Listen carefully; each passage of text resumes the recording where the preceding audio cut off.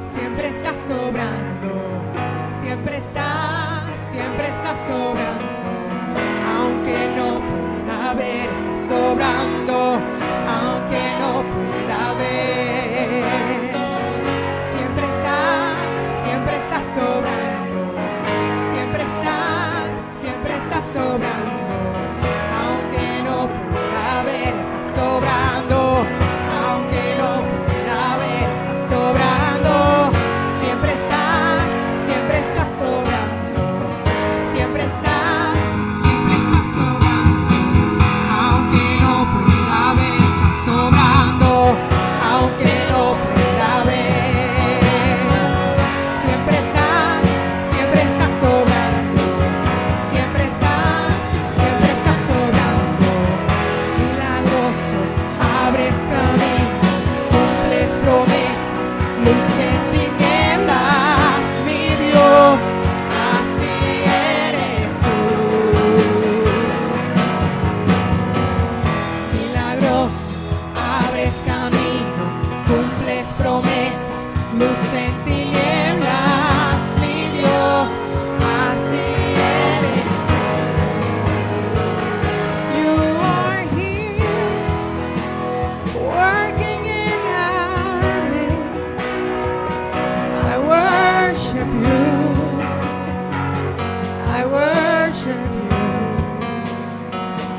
You are here, working in this place. I worship you, I worship you. Waymaker, miracle worker, promise keeper, light in the darkness, my God, that is who you are. Waymaker, miracle worker, promise keeper, light in the darkness, my God, that is who you are. You are here, turning lives around. I worship you, I worship you. You are here, healing every heart. I worship you, I worship you. Waymaker, miracle worker, promise keeper, light in the darkness, my God, that is who you are. And we call him Waymaker, miracle worker, promise keeper, light in the darkness, my God, that is who you are. Even when I don't see it, you're working. Even when I don't feel it, you're working. You never stop working. You never stop working. Even when I don't see it, you're working. Even when I don't feel it, you're working. You never stop working. You never stop working. Even when I don't see it, you're working. Even when I don't feel it, you're working. You never stop working. You never stop working.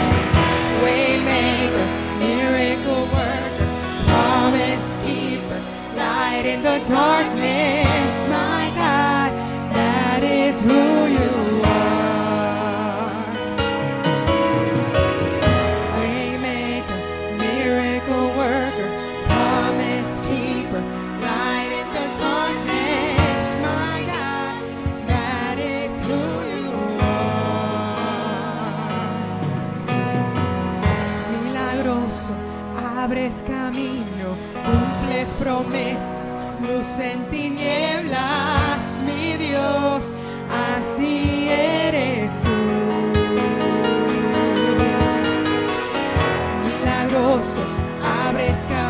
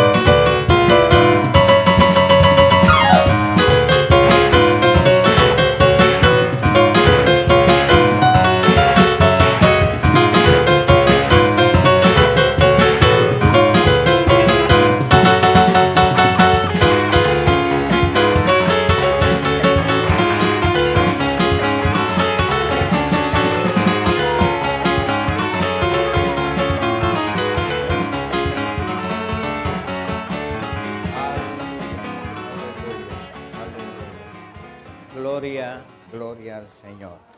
Aleluya. Bien, mis amados, vamos a predicar la palabra del Señor. Continuamos con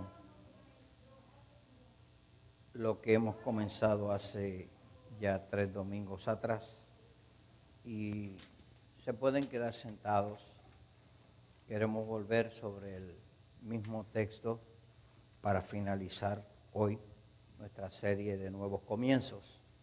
Y el texto base para esta serie ha sido Marcos capítulo 13, verso 31, lo escrito en la traducción del lenguaje actual. La palabra del Señor: lea la gloria del Padre, del Hijo y de su Santo Espíritu. Amén. El cielo y la tierra dejarán de existir, pero mis palabras permanecerán para siempre. El cielo y la tierra dejarán de existir, pero mis palabras permanecerán para siempre. Gracias, Dios, por tu palabra. Te pedimos que nos ayude a poder transmitir lo que tú has puesto en nuestras vidas durante las últimas semanas. Bendice a los que nos escuchan, a los que están presentes y a los que nos van a escuchar posteriormente a través de las redes sociales. En el nombre de Jesús te damos gracias. Amén, amén. Hoy queremos puntualizar o terminar lo relacionado con el tema de los nuevos comienzos. Hoy tenemos que hacer un alto para analizar, y lo que hemos hecho en el transcurso de las últimas semanas es ver, analizar nuestra trayectoria y aquellas cosas que entendemos que en el desarrollo de nuestro ministerio están realizándose de la manera correcta y aquellas cosas que de alguna manera no nos han permitido expandirnos a otros horizontes o que no estamos comprendiendo la magnitud del Evangelio, que podamos de alguna manera interiorizarlo y entenderlo.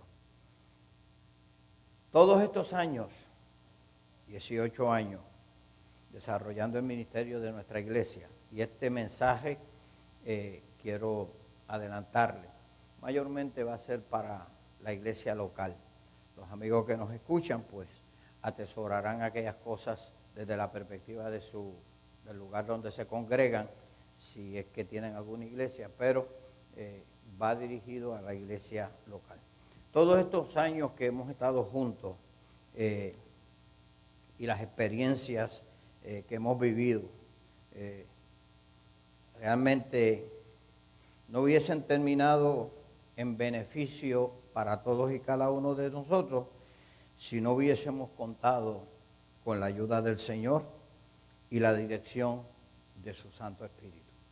Si nosotros no hubiésemos tenido en cuenta a nuestro Señor y Salvador Jesucristo, a Dios como Padre Celestial, a nuestro Señor y Salvador Jesucristo y la dirección del Espíritu Santo de Dios sobre la iglesia, no hubiésemos realmente experimentado y hubiésemos tenido los beneficios que hasta el día de hoy estamos recibiendo del Señor. En mi caso en particular, yo he visto y he experimentado el cuidado de Dios en los momentos más difíciles, así como en los tiempos de gozo y de regocijo. Dios ha sido fiel. Dios siempre es fiel. Así es que hoy vamos a ver nuestra realidad como iglesia.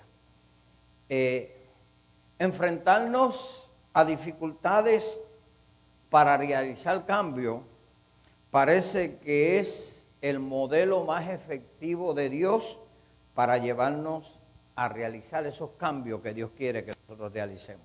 A nadie, como empezamos a compartir con ustedes al principio de la serie, a ninguno de nosotros nos gusta, no nos ajustamos a los cambios.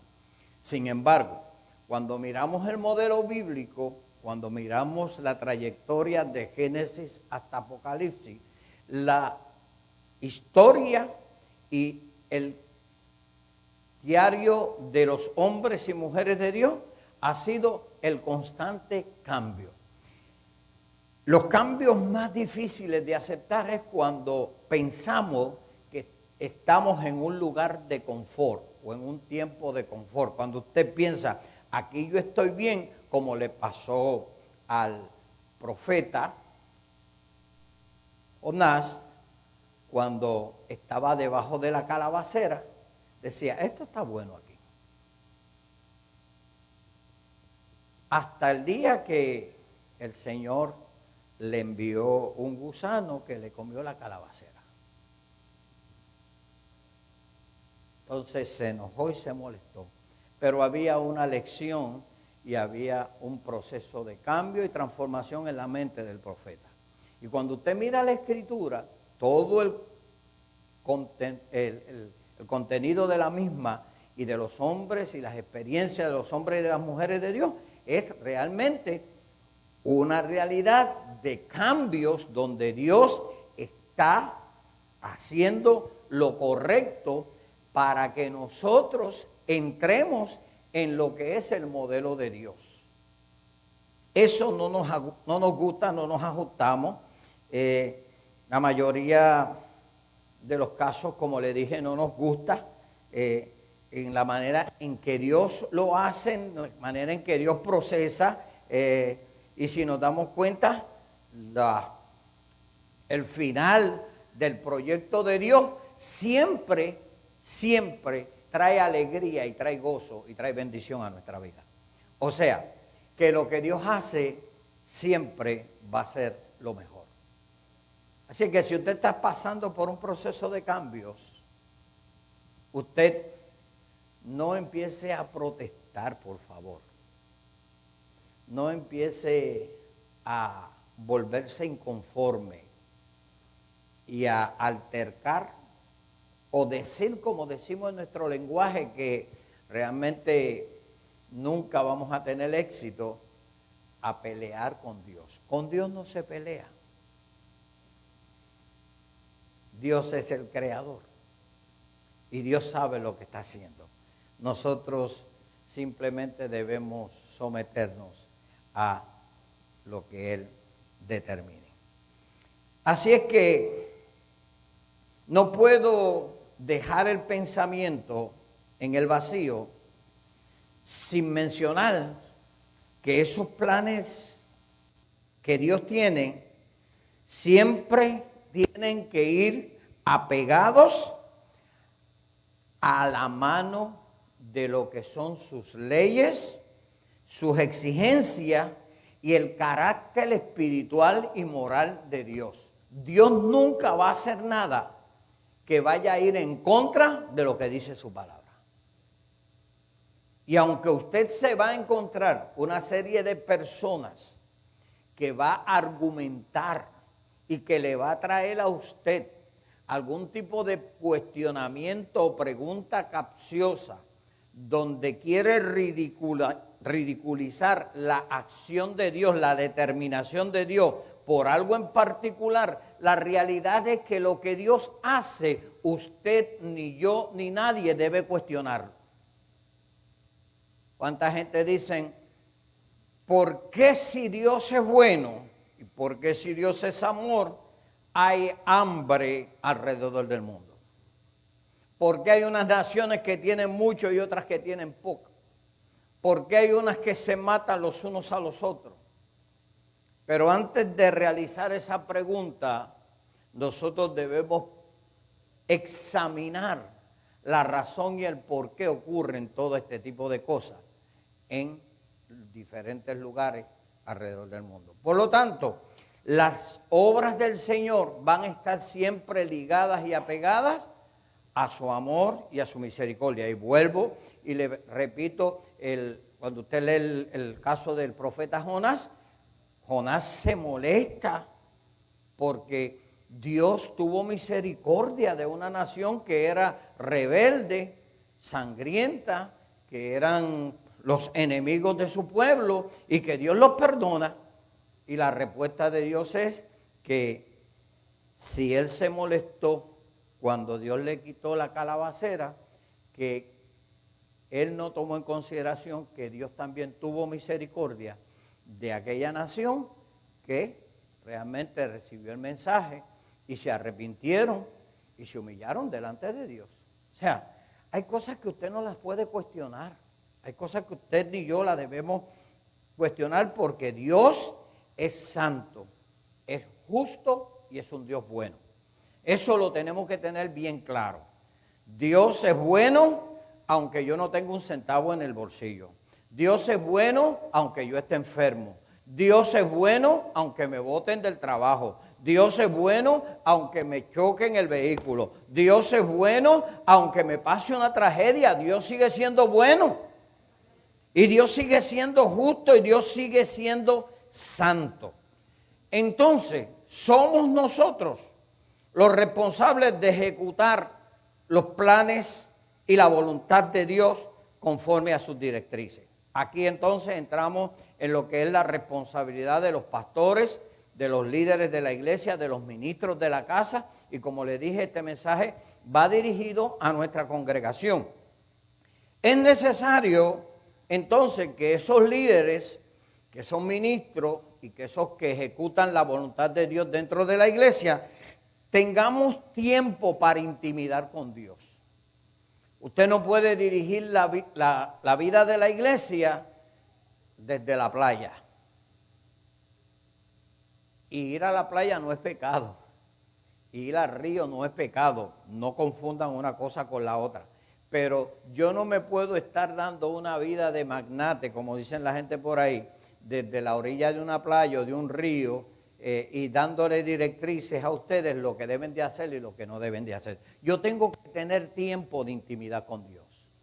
Yo tengo que tener tiempo para conversar con Dios. Yo tengo que tener tiempo para leer la Biblia. Y usted puede decir, yo me leí la Biblia de Génesis y Apocalipsis. No importa, hermano. Yo llevo 43 años sirviéndole al Señor. Y hay textos en la Biblia que cuando yo vuelvo y los miro y los examino, yo digo, pero ¿cómo es que yo leí este texto tantas veces y no había podido entender lo que realmente Dios nos estaba diciendo?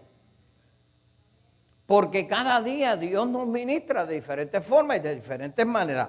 Por lo tanto, hermano, es necesario tener ese tiempo de intimar con Dios y buscar su dirección. Él nunca nos va a fallar.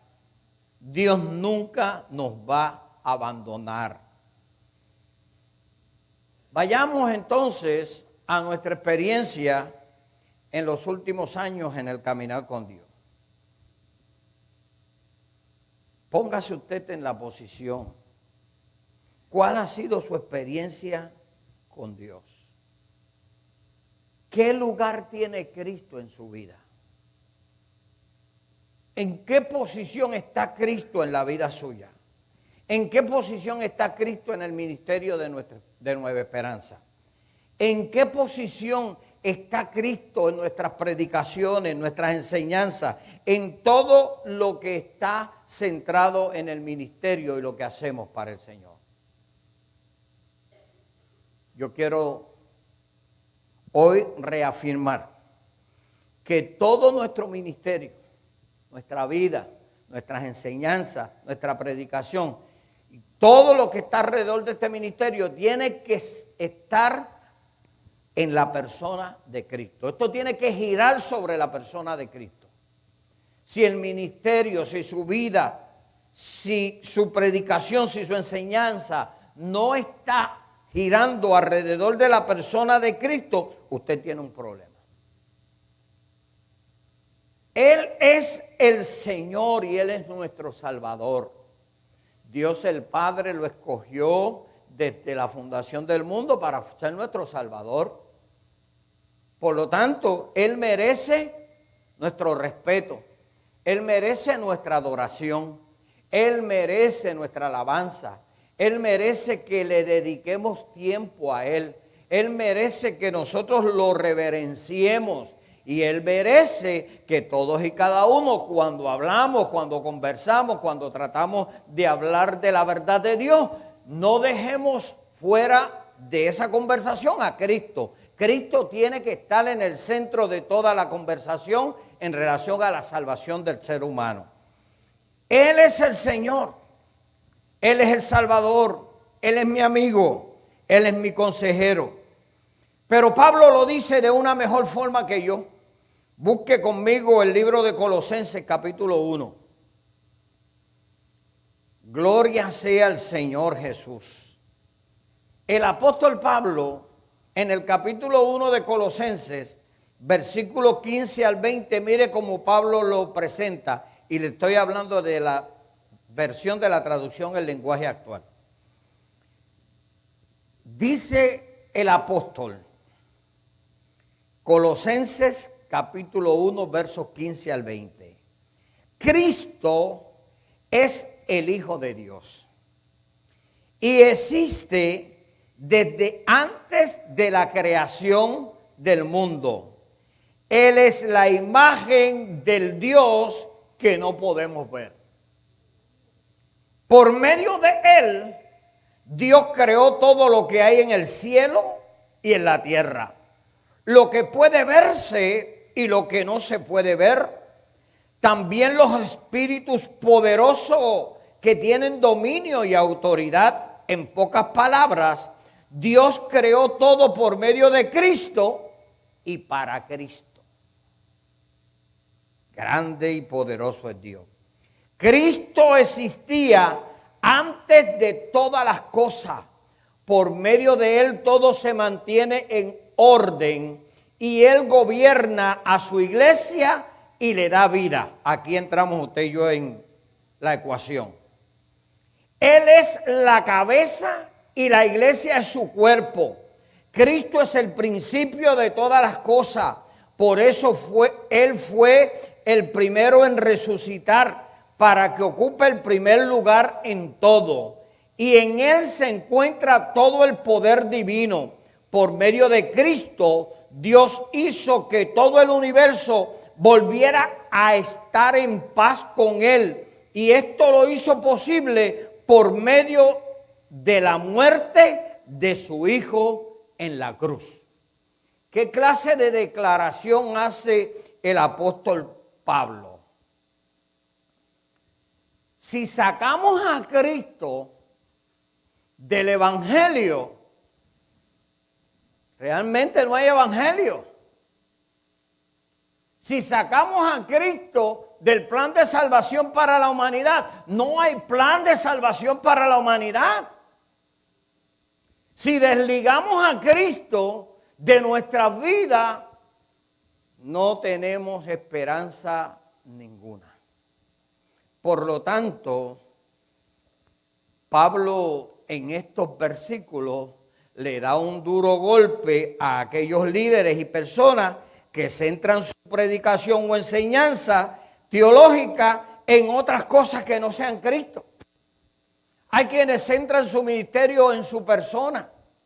Hay quienes centran su ministerio en una experiencia superpoderosa y especial y una revelación que no está Cristo en la ecuación.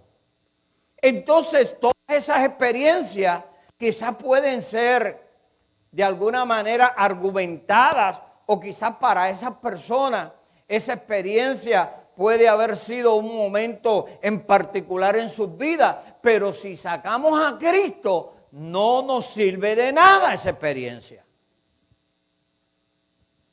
Es interesante entonces que nos demos cuenta que las tendencias de hoy de los diferentes ministerios es centrar la atención principal en el líder o la organización. ¿Y dónde está Cristo?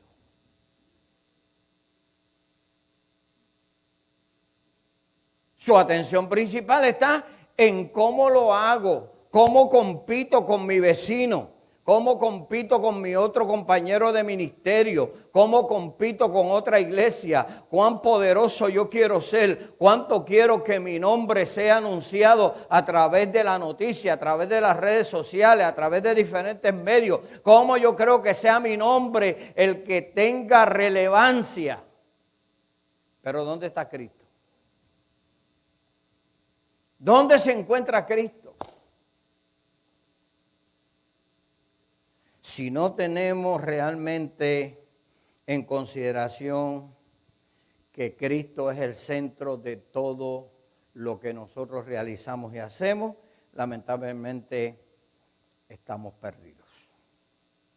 Estamos perdidos. Son demasiados los casos, los modelos, las tendencias que tenemos frente a nosotros en el día de hoy. Pero cabe señalar y cabe advertirle a la iglesia que todo ministerio,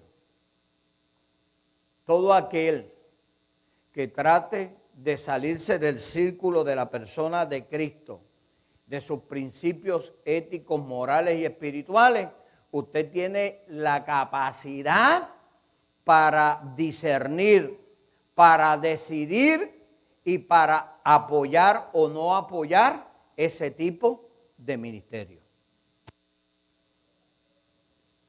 Los líderes de la iglesia saben cuál es la posición nuestra en diferentes formas y maneras, porque cierto es que cada institución, cada iglesia, tiene que tener una forma y una manera en que establezca sus prioridades dentro de lo que es el servicio y la adoración a Dios. Hay cosas que no nos van a separar de nuestros hermanos, cosas que nosotros quizás no hacemos y otros hermanos lo hacen, que no son pecados, pero que nosotros entendemos que no queremos realizarlas o no las miramos desde el punto de vista que hay un beneficio espiritual y no las practicamos. Hay otros que las practican y ellos tendrán un día que dar cuentas al Señor por eso. Mire lo que Pablo le dice a Timoteo en su segunda carta, capítulo 2, verso 19. Esta es una recomendación de un pastor a un pastor que viene en crecimiento y en desarrollo, que es Timoteo. Pablo le dice a Timoteo, capítulo 2 de la segunda carta, el verso 19. Pero podemos estar seguros de lo que hemos creído, porque lo que Dios nos ha enseñado es como la sólida base de un edificio en donde todo está escrito lo siguiente: Dios sabe quiénes son suyos y también que todos los que adoran a Dios dejen de hacer el mal. Usted no puede decirme a mí que usted está construyendo un ministerio para Dios haciendo daño a otro. Usted no puede decirme a mí que usted está construyendo un ministerio para Dios saliéndose de las leyes establecidas por Dios en el aspecto ético y moral, porque Dios es moralista. Y Dios tiene su manera de ver las cosas y Dios ha dicho que no a alguna serie de actividades que nosotros las miramos como quizás atractivas, pero Dios ha dicho que no. Y si Dios ha dicho que no, eso va por encima de todo lo que yo pueda realizar, porque si yo realizo y conquisto el mundo desobedeciendo a Dios, quizás aparezcan las páginas de la historia que como una persona que conquista el mundo, pero estaré un día en la presencia del Señor por ser desobediente a Dios. Por lo tanto, es importante que entendamos que todos los que adoran a Dios deben dejar de cometer pecado. Esta versión dice que dejen de hacer lo malo o dejen de hacer el mal. Usted no puede construir un ministerio en acciones pecaminosas. ¿Cuántos escándalos se han descubierto de hombres que quizás admirábamos, personas que admirábamos dentro de lo que es el ministerio, sea iglesia católica, sea iglesia evangélica, sea cualquier ministerio, y encontramos que la conducta moral de sus líderes va en contra de las leyes y lo establecido por Dios. Y esos son escándalos. Y de ahí se alimenta la noticia, y de ahí se alimentan los periodistas, y eso crea inestabilidad dentro del pueblo cristiano, inseguridad, y todo el mundo empieza a hacer sus análisis y a decir, todos los pastores son iguales, todos los sacerdotes son iguales, todas las personas que están en el ámbito religioso son iguales. No todos somos iguales. No todos los creyentes, todos los que vienen a una iglesia, no todos están saliendo del templo para irse a pecar. Hay gente que lleva sus vidas desde la perspectiva de lo que Dios demanda y lo que Dios exige. Hay otros que lamentablemente no pueden contener su deseo de pecar y muchas veces después de escuchar un mensaje como este, salen a hacer actos pecaminosos. ¿Aprobará Dios esa conducta? Lamentablemente, yo tengo que decir rotundamente que no. ¿Representará esa persona la totalidad de la congregación o de la iglesia? Tengo que decirle que no. El acto, la actividad de una persona en particular, porque venía a la iglesia, porque cantaba con nosotros, porque oraba con nosotros y hacía tantas cosas con nosotros, no es indicativo de que todos los hermanos de la iglesia actúan de la misma manera. Pero eso sí, se afecta mucho más cuando es el líder el que incurre en conductas impropias. Cuando el líder incurre en conductas impropias, entonces se afecta a toda la congregación. ¿Y qué es lo que dice el Señor referente a eso? Van a herir al pastor, ¿y qué van a hacer las ovejas? Se van a ir, se van a dispersar, se van a extraviar. Por eso es importante que iglesia, ustedes siempre tengan en consideración, yo sé que ustedes lo han hecho conmigo, al pastor, oren por él, y los futuros pastores que estén en diferentes congregaciones, porque usted puede que Dios lo mueva para otro país, para otra nación, y si usted va a una iglesia, que usted honre a esos pastores. Y deje que Dios trabaje con cada uno de ellos. Con esta recomendación que Pablo le hace a Timoteo, podemos estar muy claros que a Dios nadie lo engaña. Usted ni yo, nadie puede engañar a Dios. Somos nosotros los responsables de ejecutar y realizar su labor de una manera seria, santa y responsable. Nosotros tenemos la responsabilidad de hacer lo que Dios ha determinado que hagamos de una manera seria, santa y responsable. Por esa razón, porque tomamos muy en serio lo que es el asunto del ministerio, nos hemos dado cuenta que como líderes y la persona que Dios nos ha puesto al frente de este ministerio, tenemos que reafirmar algunos conceptos que otros hermanos lo interpretan de manera diferente. Sin embargo, no dejamos de ser hermanos en la fe. Pero hay conceptos que otros hermanos en la fe no lo interpretan como nosotros y no lo ejecutan como nosotros. Aunque el modelo es el mismo, aunque Cristo es el mismo, aunque la palabra es la misma, muchas veces tenemos diferencia de criterio cuando ejecutamos lo que es el servicio al Señor. Y quiero que usted entienda que el hecho de que no adoren como nosotros están descalificados de vivir la eternidad con Dios. Quien pesa finalmente, o quien toma la decisión finalmente, quién va a estar en su presencia o quién no va a estar, es Dios mismo. No es usted, no soy yo. Yo lo puedo mandar a usted para el cielo. Que usted llegue es otra cosa.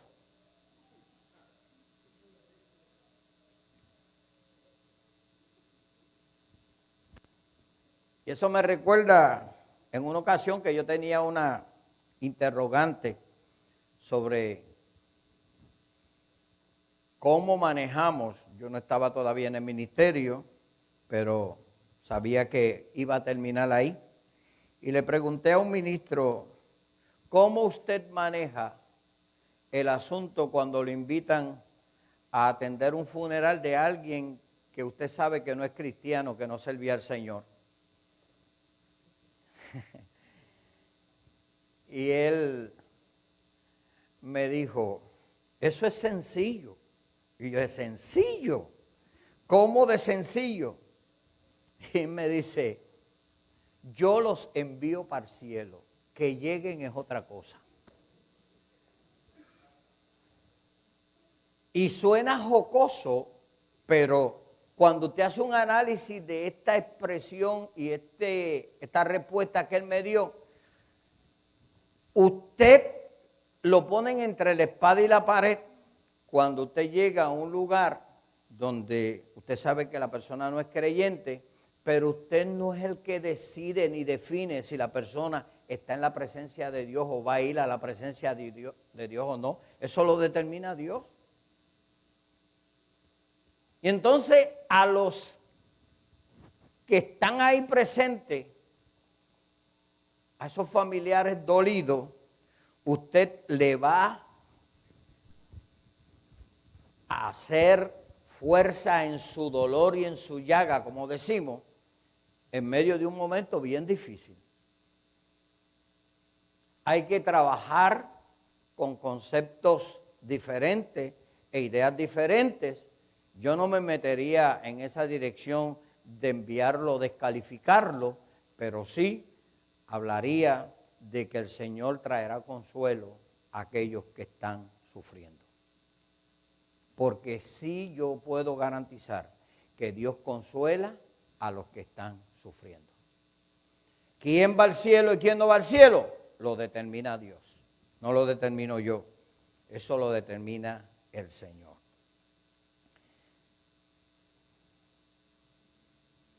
Vamos a ver algunas cosas que nosotros como iglesia creemos y que afirmamos, y la hemos afirmado por 18 años. Nosotros creemos y vivimos apegados que debemos cuidar nuestra salvación. Hay quienes piensan diferente. ¿Y por qué digo este señalamiento? A veces nos involucramos en discusiones con otros hermanos porque creen que si una vez salvo, siempre salvo, y todo este tipo de discusiones y controversias que no nos ayudan mucho. Lo cierto es que esta iglesia, el ministerio de la Iglesia Cristiana de Esperanza, cree firmemente que usted y yo debemos cuidar nuestra salvación. Debemos cuidarla. Y que cuando cuidamos de nuestra salvación, porque hay un temor reverente a ofender a Dios o a ser descalificado al enredarnos en actividades pecaminosas, después de haber aceptado a Cristo, esa es la manera de nosotros pensar. Algunos otros hermanos piensan diferente, que usted un día aceptó al Señor y usted quizás puede seguir haciendo lo que usted quiera y usted no se pierda. Esa es la manera de pensar de ellos. Pero sin embargo, cuando usted mira y observa la conducta de esos hermanos, viven apegados al Señor y ellos no están en actos delictivos, pero tienen esa idea. ¿Los descalifica eso a ellos de ser nuestros hermanos en Cristo? De ninguna manera. Que piensen así, eso puede ser una manera de ellos expresar o interpretar algunos pasajes bíblicos, pero eso no los descalifica si viven apegados a la palabra de Dios y viven vidas con unas conductas morales, éticas y espirituales que van en base a la palabra del Señor. Usted no es quien para decir, porque él cree que es salvo, siempre es salvo, no se va a salvar. Eso no es problema suyo. ¿Qué otra cosa nos hace muchas veces separarnos de nuestros hermanos? Nosotros creemos que la tercera persona de la Trinidad, creemos en la Trinidad primeramente, y el término Trinidad, como no aparece de una manera definido como palabra en la Escritura, la gente lo trata de ignorar o trata de decir que no existe, pero la Trinidad existe desde el principio y continúa existiendo y sigue existiendo. Y nosotros creemos en la Trinidad y creemos que por medio del Espíritu Santo, el Espíritu Santo hace, manifiesta, conduce diferentes maneras y formas serias y ordenadas de actuar y moverse en la iglesia. Otros no creen en el mover del Espíritu Santo en la iglesia. O han pasado por algunas experiencias donde han tenido unos desórdenes y donde han tenido unas experiencias que le han marcado negativamente, que todo este mover del Espíritu en sus congregaciones, ellos lo ven con un poquito de cuidado y hasta son incrédulos ante ese mover.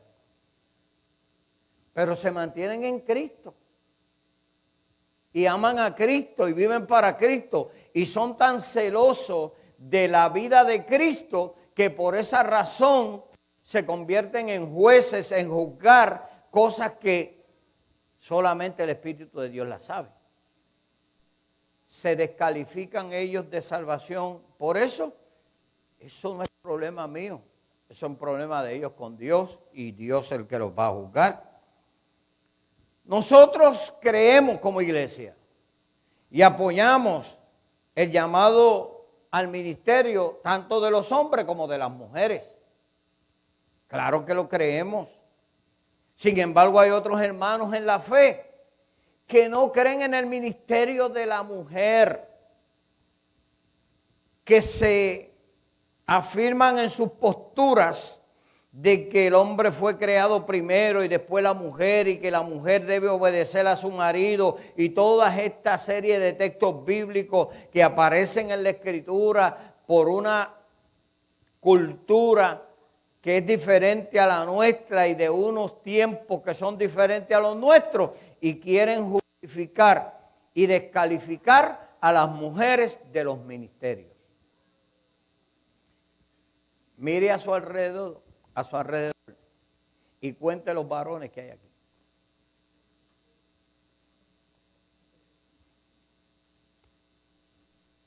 Y si usted hace una encuesta en el 90%, 95% de las congregaciones, la mayoría de las personas creyentes son féminas. Eso ha despertado una ola de ataque a las mujeres que Dios llama al ministerio, a criticar, a hablar, a difamar, a decir. Eso es un problema que no es mío. A quien Dios llama y Dios respalda y Dios capacita, mi responsabilidad es ayudar. Nosotros somos testigos. La mayoría de las personas que predican aquí en este altar, casi todas son mujeres. Y en una ocasión una persona me dijo, esa iglesia tiene una bendición muy grande, tiene un grupo de adoración hermoso, tiene una capacidad de líderes que enseñan la palabra del Señor y todo está bien, pero tienen un problema. Ajá, ¿y cuál es el problema? Que le permiten a las mujeres predicar. Y cuando me dijo eso, yo le dije, yo sé por dónde viene su idea y es que usted viene de tal y tal y tal pensamiento, pues entonces parece que usted se equivocó de iglesia. Nosotros creemos en el ministerio de la mujer. Para principio de nuestro ministerio, la persona que dirigía el concilio huerdellano en Puerto Rico era una mujer. Y el mejor recuerdo que yo tengo de la hermana Sara Pérez fue que ella se dedicó por completo a dirigir el concilio y hacer y formar líderes que pudieran formar otros líderes. Y esa fue su misión. Ella fue la superintendente hasta los últimos años de su vida. Y nos ayudó y nos encaminó y se preocupó porque tuviéramos un lugar de estudio que nos preparásemos de la manera correcta y adecuada. Y lo que ella hacía, algunos hombres no lo hacían. Que cuando las iglesias se quedaban sin pastores, fuera en el pueblo donde fuera, ella tenía que ir a ministrar a esos hermanos que se quedaban sin pastor, entre tanto que conseguía a alguien que los pastoreara. Y yo conozco muchas mujeres valientes, dedicadas, servidoras al Señor. Pero, lamentablemente, hay quienes no piensan como nosotros. Esta iglesia tiene, dentro de su formación ministerial, un montón de damas que predican, que enseñan y que son amadoras del Señor y temerosas del Señor. Como pastor, yo como pastor, y esto es un aspecto mío personal, como pastor y fundador de este ministerio, yo he impartido directrices, y esto es algo personal mío. Yo he impartido directrices a los líderes y a las personas que van a utilizar este lugar, que las damas no utilicen pantalones cuando están aquí ministrando o van a tomar una participación. Eso es una directriz mía personal. Yo no puedo decir que una hermana que en otra congregación está en el grupo de adoración y usa pantalones es pecadora o se fue al infierno o se la va a llevar el diablo. Yo no puedo decirle eso. Ese no es mi problema. Directrices, y yo le puedo decir que esas directrices no son que yo tomé un texto bíblico para decir, es que la Biblia dice esto. Son directrices mías de la manera en que yo veo las cosas. Y como pastor, los líderes han tenido la deferencia de poder practicar lo que yo entiendo que debe ser lo correcto o de la manera en que yo veo las cosas. Y en esa área le agradezco a los líderes su fidelidad y la manera en que ellos han podido procesar estos asuntos. Nosotros tenemos un orden en el servicio de adoración. Hacemos una apertura, el grupo canta, hacemos oración por los enfermos, colectamos la ofrenda, cantamos y después predicamos. Hay quienes predican primero y después cantan. Pues sí, es el formato de ellos, hermano. Y usted no puede descalificarlo por eso. Y si seguimos mencionando diferencias de criterio en la hora de realizar nuestro servicio, no vamos a terminar. Vamos a estar aquí todo el día y toda la noche hablando y argumentando. Y si yo le permito a ustedes que me traigan ejemplos de lo que ustedes consideran que no es la verdadera adoración al Señor, usted va a tener sus propios criterios también. Ahora le pregunto yo, ¿es usted Dios para decidir qué recibe y qué no recibe? ¿Es usted Dios para aprobar o desaprobar? Yo sí tengo bien claro que Dios no aprueba al pecado. Dios no aprueba el pecado. Pero la forma y la manera en que usted se presenta al Señor es una forma, y cómo las organizaciones y las iglesias realizan sus servicios de adoración, es una forma particular de cada congregación. Si usted, como le digo, Dios lo mueve por asuntos de trabajo, por alguna situación X en particular, donde usted vaya, no vaya a causar escándalo, por favor. Vaya a un lugar donde usted se sienta cómodo, aquí estoy bien, aquí me siento para adorar al Señor y yo estoy bien, pues adore al Señor ahí. Pero si usted cada vez que viene el predicador o el pastor le imparte unas directrices, usted va a ponerse a pelear y a decir, yo no estoy de acuerdo, eso no se hace así, la Biblia no dice eso, pues búsquese un lugar o monte realmente en su casa una iglesia para que usted se dirija a usted mismo. Porque hay gente que son difíciles de pastorear. Hay gente que son difíciles de dirigir. Ahora es cierto que esto ha ocurrido durante toda la vida de los seres humanos y va a seguir ocurriendo hasta el regreso de Cristo. Yo quiero que ustedes vayan conmigo a un relato que Pablo hace en la primera carta a los Corintios, en el capítulo 3 completo. Pablo encuentra una situación que yo creo que nos está retratando en lo que nosotros queremos compartir con ustedes. Y el capítulo 3 de esa primera carta a los Corintios, mire cómo Pablo encuentra la situación en la iglesia y cómo Pablo va organizando las cosas. Pablo le envía esta carta a Corintios y le dice, hermanos míos, antes de ahora no les pude hablar como a quienes ya tienen el Espíritu de Dios, porque ustedes se comportaban como la gente pecadora de este mundo. Por eso tuve que hablarles como si apenas comenzaran a creer en Cristo.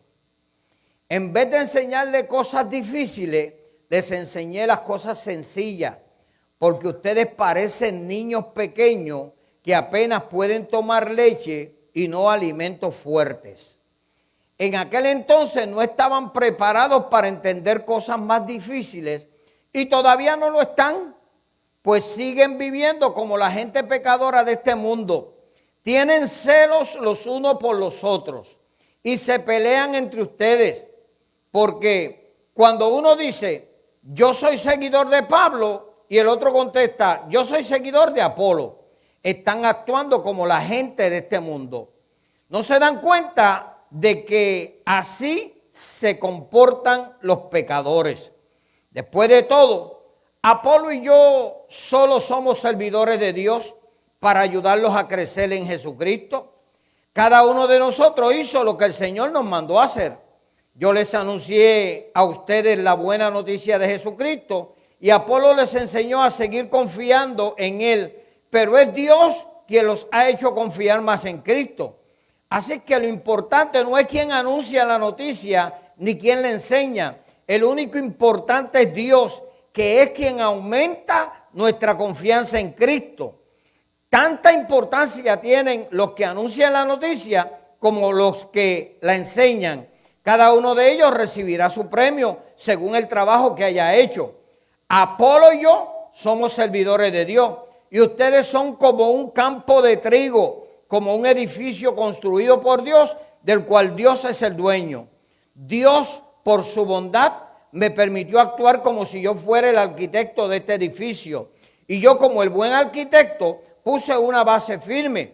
Les di la buena noticia de Jesucristo. Luego otros construyeron sobre esa base, pero cada uno debe tener cuidado de la manera en que construye, porque nadie puede poner una base distinta de la que ya está puesta. ¿Y esa base quién es? Jesucristo. A partir de esa base podemos seguir construyendo con oro, plata, piedra preciosa, madera, paja o caña. Pero cuando llegue el fin del mundo, aquí es lo importante. Dios pondrá a prueba lo que cada uno enseñó. será como probar con fuego los materiales que usamos para la construcción. Si lo que uno enseñó pasa la prueba del fuego, recibirá el premio. En cambio, si no pasa esa prueba, lo perderá todo, aunque él se salvará como si escapara del fuego. ¿Acaso no saben que ustedes son un templo de Dios y que el Espíritu de Dios vive en ustedes? Ustedes son el templo santo de Dios. A cualquiera que destruya su templo, Dios también lo destruirá. No se engañen a ustedes mismos. Si alguno cree que es muy sabio y que sabe mucho de las cosas de este mundo, para ser sabio de verdad debe comportarse como un ignorante. Porque para Dios la sabiduría de este mundo es una tontería, como dice la Biblia. Dios hace que los sabios caigan en sus propias trampas. Y también dice, bien sabe nuestro Dios las tonterías que a los sabios se les ocurren. Por lo tanto, nadie se llene de orgullo por lo que hacen los simples seres humanos.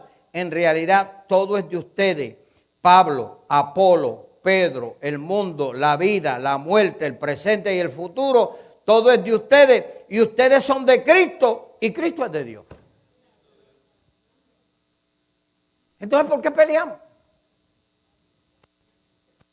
Entonces, ¿por qué peleamos? Si nuestro fundamento es Cristo, tenemos buen fundamento.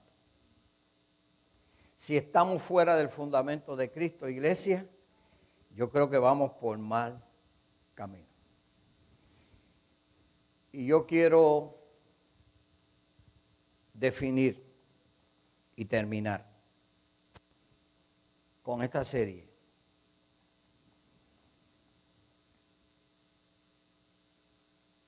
Con una recomendación seria y responsable a usted como parte de esta iglesia. Nueva Esperanza es una iglesia donde estamos interesados en rescatar las almas perdidas para poder reconciliar al hombre y a las mujeres con Dios a través del mensaje de salvación y del sacrificio de Cristo en la cruz del Calvario. Estamos interesados en que esas vidas puedan tener esperanza y de vivir la eternidad con Dios. Nuestro mensaje debe estar centrado en la persona de Cristo. Nuestra enseñanza debe estar centrada en la persona de Cristo. Nuestra vida debe estar centrada en la persona de Cristo. Alrededor nuestro hay un mundo completo que está observando. Y en ese mundo en el que nosotros estamos, hay muchas instituciones y grupos de hermanos que han nacido de nuevo y que son creyentes en Cristo y que son mis hermanos, que tienen otro nombre, que su denominación tiene otra manera de llamarse, pero son hermanos en Cristo. Y yo tuve una experiencia en el 2003, cuando yo me prestaba para comenzar este ministerio. Yo tenía una perspectiva y yo tenía una manera en que yo creía cómo era que debían de hacerse las cosas dentro del ministerio. Y recuerdo que yo tenía mi opinión personal de las mega iglesias, de las personas, de la forma en que iban a las congregaciones, todo ese tipo de cosas, porque lo que estamos hablando no es porque nos los contaron, es porque también lo hemos experimentado.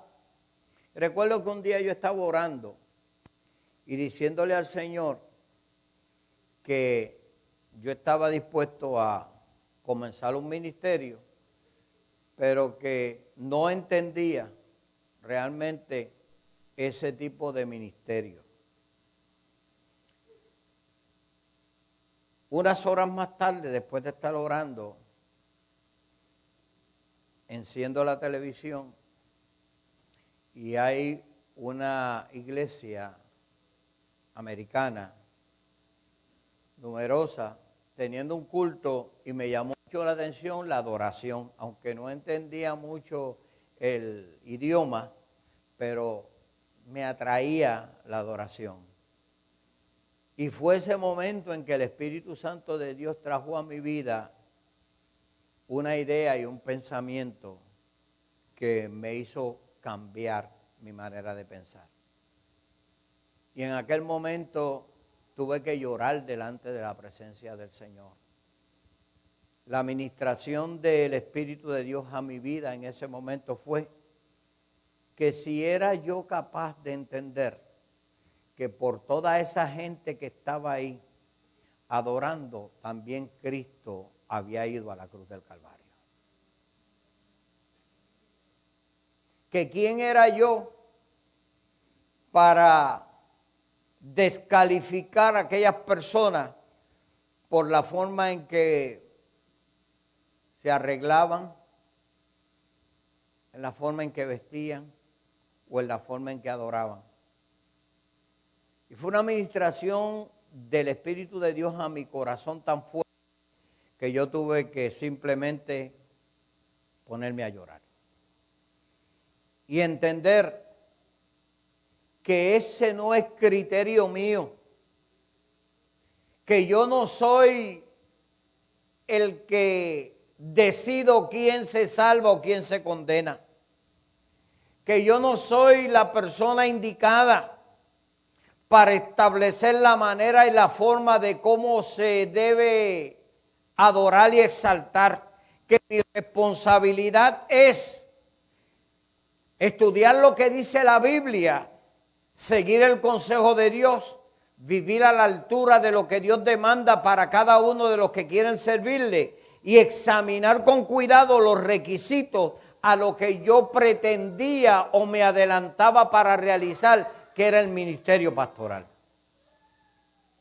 Esta verdad y esta experiencia me hizo reflexionar y después de 18 años y habiendo atravesado por una serie de situaciones difíciles y conflictos, discusiones, diferentes criterios y pensamientos teológicos, teníamos que realizar esta serie de nuevos comienzos.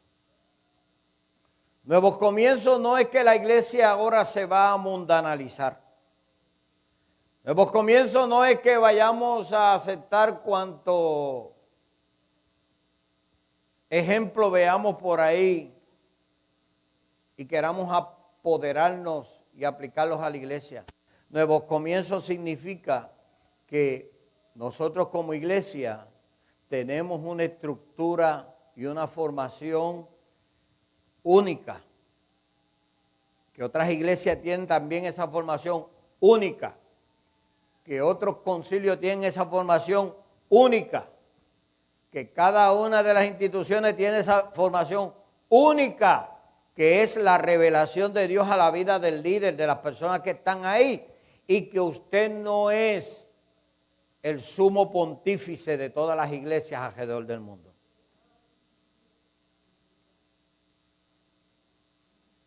Usted no es, ni yo soy, el que determina la manera y la forma en que se debe adorar a Dios alrededor del mundo.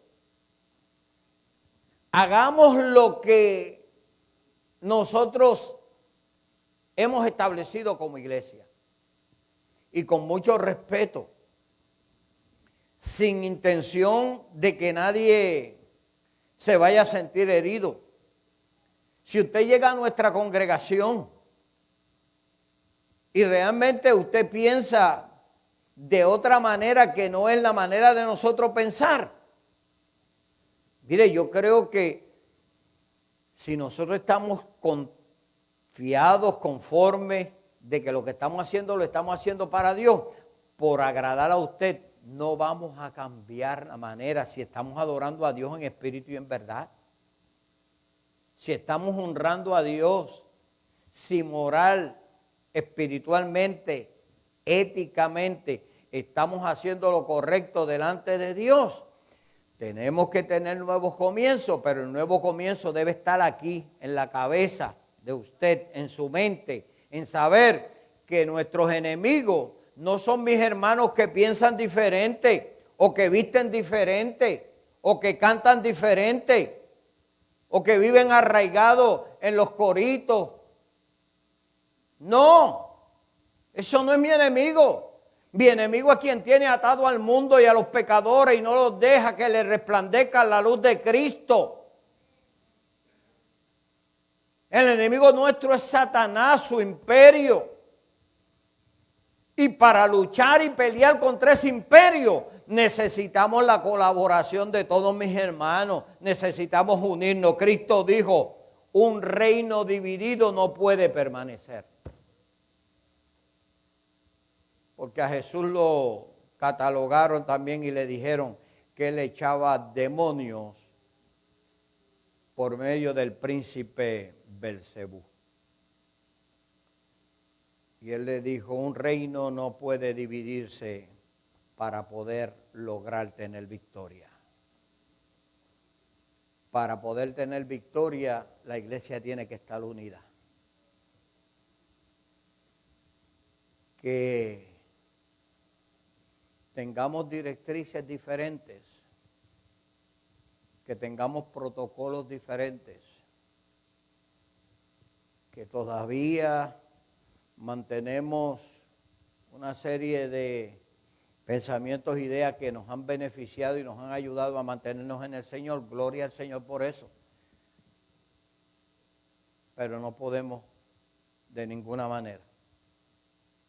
Iglesia del Señor, no podemos descalificar a nadie que tenga a Cristo como Salvador personal y quiera vivir la eternidad con Cristo. Porque adora diferente, porque piensa diferente, porque interpreta diferente. Termino diciendo, no somos los únicos, escúcheme bien, no somos los únicos en tener la verdad absoluta del reino de Dios y sus aplicaciones al mundo de hoy. Por lo tanto, es necesario que dejemos a un lado conceptos e ideas personales sobre la salvación y pongamos toda nuestra atención en Cristo para poder amar y compartir con otros hermanos que de igual manera aman al Señor, pero nosotros los descalificamos porque no lo hacen como nosotros lo hacemos. Vamos a tener una apertura en nuestra mente de un nuevo comienzo en ver a nuestros hermanos como hermanos que han sido también unidos a la familia de Dios por medio del sacrificio de Cristo. Si nos desviamos de eso, hermanos, vamos a seguir construyendo lo que son diferentes sectarismos, pensamientos, grupos que nos vamos alejando unos de otros y finalmente nos vamos a quedar solos.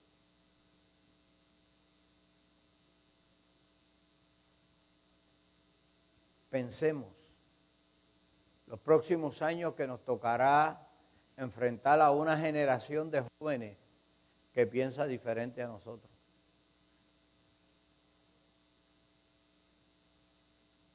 Miremos al futuro confiando en que nuestro director, Cristo y el Espíritu Santo de Dios nos van a dirigir y a guiar a toda verdad y a toda justicia. Y seamos sensibles al Espíritu Santo de Dios. Seamos sensibles a que el Espíritu Santo de Dios ministre a nuestras vidas. Que unos creen que es de una manera, que otros piensan de una manera, como la experiencia de Elías en la cueva. Y vi un viento recio y ahí no estaba Dios. Y vi truenos y vi fuego y relámpagos y ahí tampoco estaba Dios. Pero oí un silbo apacible. Algo como que ni siquiera se nota y ahí estaba Dios. Estemos atentos al mover de Dios.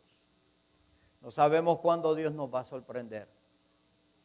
Y mucho menos sabemos cuándo nos va a sorprender y va a aparecer a buscar a su iglesia. Vivamos hoy como si fuera ese momento que estemos listos para vivir la eternidad con Dios.